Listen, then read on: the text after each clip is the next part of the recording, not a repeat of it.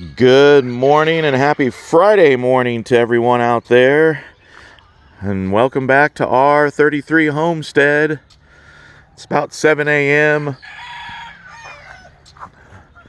Just kind of doing a quick video of the property. Also wanted to get out here and make sure nothing got killed. We had a ruckus in the yard last night about 9:30, 10 o'clock, and it took me a couple of minutes to get the firearm and flashlight and get dressed and get out here. But by the time I got out here, there was just one chicken loose, but that's not very common. They usually stay put during the evening, so something spooked the chickens and of course fired up the dogs. So anyway, just thought I'd give you a quick video as I'm looking around. I've already kind of ran around the property once and didn't see any fence damage, and we still have all our birds, so I think whatever it is, Arlo kind of put an end to that. That's our big old 170, 180 pound Dane Mastiff mix, so he did his job last night. Kept the wolves at bay. We've been noticing a little bit of fox traffic on the property, which they're beautiful animals, but not really a friend of the homestead when you've got small animals you're tending to, because those little fox are crafty and small and can get through just about anything.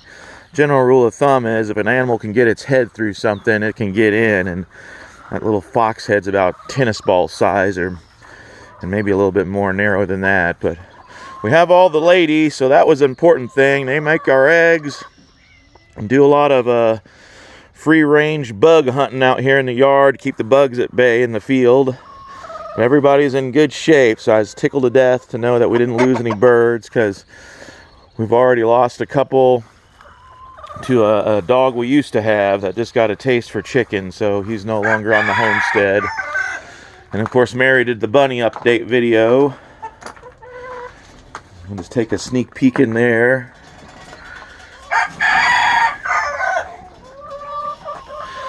I'm not going to poke at him. She did that yesterday. We'll probably play with him a little bit on Sunday. It's really just a myth that you can't handle baby bunnies, but we kind of leave them alone for at least the first couple of weeks. We don't know. It's just worked for us, so that's kind of what we stick with. I know, ladies. I know. I'm not letting you out this second. So anyway, just thought I would give a quick video. It's gorgeous out this morning. It's supposed to be, I don't know what the temperature's supposed to be today, but tomorrow, Saturday, it's going to hit 80, 81, at least in our neck of the woods. So we had a little bit of rain the last couple of days, so I was also checking on these Kentucky pole beans. They looked a little little knocked over, but the sun's not quite out yet, so they'll perk back up. I got a little bit yellow. It's just a lot of water over the last few days, and so we'll see what happens. But we got plenty of them, not too worried. And these are those 10-year-old seeds too, so it's kind of like a free experiment for us. But we've got both sides planted now, and we started working on the last Hügelkultur raised bed. You can kind of see all three of the beds are actually going to end up being different, because this again is an experiment. First time we've done Hügelkultur beds. Hey, Miss Kitty. So this is what we're filling the bottom of the beds with. It's an inch. I'll try and remember to put a link in the video description. It's really quite interesting. It's a technique that's been around for ages, but basically you're just putting a lot of biomass in there, so you don't have to use as much dirt, and then the bugs from the logs, worms, and all that will work the soil from you. It eventually breaks down over time, and so you'll have to keep adding biomass to it.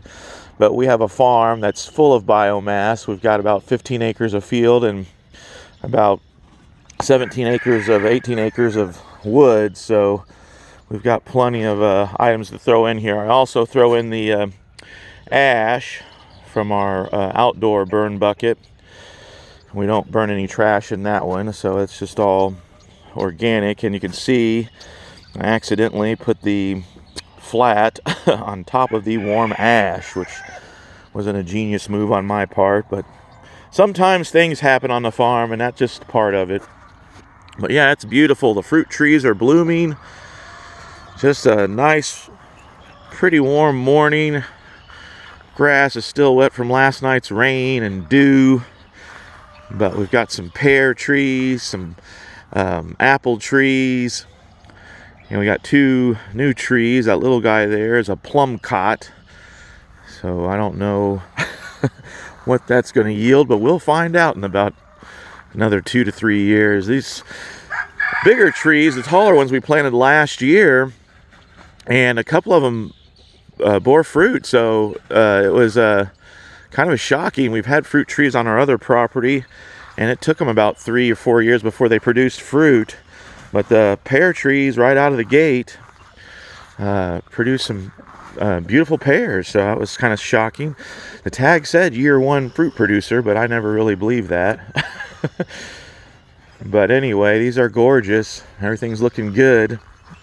Even our little cherry trees over here. There's another, I forget if that was a plum or a peach. I don't have my little tree map memorized. I've got it in the barn, but I'm not going to dig it out right this second.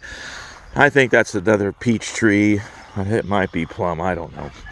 But the little cherry trees, boy, I didn't think they were going to make it, but we have leaves and a few little blooms on those guys.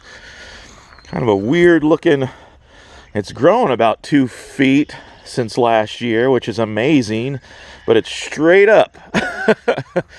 It's like a giant stick with just a few little branches at the bottom, and boy, I didn't know if that thing was still alive. Looks like there might be 1 dead branch here. We'll give it another month and we'll trim that guy off, maybe 2 right here. But we've got some more fruit trees over here. I got to be careful because there's some ruts in the yard when they dropped off that shed last year. Nice Amish guy, but we tried to tell him his little 3-wheeled vehicle was not going to cut it, and it didn't. I had to use the tractor to get him unstuck, to get our barn unstuck. But just beautiful blooms. And there's our house of 2 years. No longer in it. Maybe selling it back to Camping World if the numbers match. So we'll see if we get lucky on that front. It was kind of a long shot, and Mary just called them just to see. I wasn't holding my breath, but I guess there's no used 5th wheels in the market. 5th wheel toy haulers. And we planned on paying it off, so we paid ahead like idiots. So we're in good shape, I guess. Maybe it was all meant to be, but we'll see what the numbers are. We might be getting rid of that guy, which is fine with me because I was going to have to build a shelter house over it just to keep the sun from beating on it. But yeah, everything's going good. The red buds are out on the edge of the woods there. I don't know if the camera's picking that up. It's just a beautiful morning. Great time of year. Just love this time of year. Everything's just starting to pop. Got 1 grass mow in. If we get dry enough weather this weekend, we'll hit number 2 on the lawn, and that always feels good. So I hope everybody has a wonderful Friday. It's Fantastic Friday. Enjoy your weekend, and God bless you.